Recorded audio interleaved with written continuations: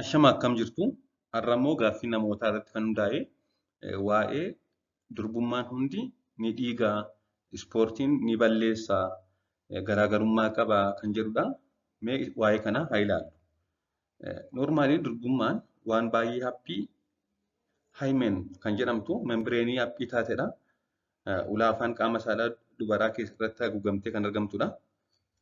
Egaa kun membireenii jechuudha. Haayimen jedhamti. Membireenii baay'ee haphii taatedha. Haayimen jechuun yookaan durbummaa kan jennu kun gosa adda addaa jira. Gosa baay'ee jira. Sheeppiin isaaniis gosa adda addaa jira. Haa ta'u malee gabaabsinee ilaalluuf garuu gosa lamatti qoodna. Kan jalqabaa haphii fi qaawwa xiqqoo kan qabu seefteet kan ta'e jechuudha. Inni kuni haphii ta'ee qaawwa xixiqqoo qaba. Qaawwi xixiqqoo kun yeroo marsaa laguufaa dhiigni achiin darbeeti kan inni ba'u. Osuma durbummaan jiru jechuudha yeroo marsaa laguufaa jiru. Kun gosa dubartoonni hedduun qaban ta'ee quunnamtii saalaa jalqabaa irratti ni tarsa'a haphii waan ta'eef. Jechuunis dhiiga xiqqoo qaama saalaa keessaa dhangala'a yeroo kana. Inni lammaffaan immoo kan duudaa ta'edha. Duudaa yookaan qaawwa kan hin qabne. Yeroo kana egaa inni kun imperforeetii haayimen jedhama. Qaawwa hin qabu taanaan marsaan laguullee akka itti ba'u hin qabu. Ji'a yeroo dhiiganii marsaan laguu gadi hin ba'u waan ta'eef ni kuufama.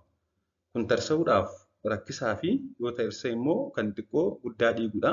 Akkasumas takka ji'a yeroo marsaan laguu dhufu dhiigni gadi hin ba'u waan ta'eef kuufameetu isaan dhukkuba waan ta'eef yeroo kana ogeessa fayyaadhaan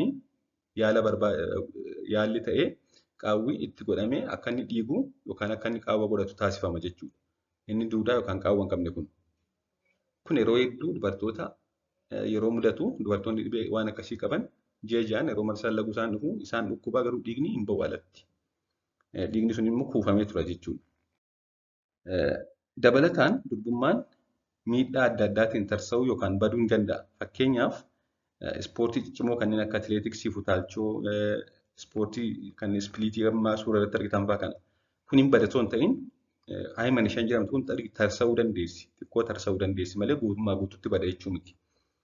Garbiraan balaa adda addaa qaama saalaa irra ga'uun balaan adda addaa yoo waa waraane waan akkasii yoo jiraate cituu danda'a jechuudha. Akkasumas tareetii yaala fayyaaf yookaan qorannoo fayyaaf mana yaalaatti qorannoo kan yaala taasifamu irratti wanti kun tarsa'uu danda'a.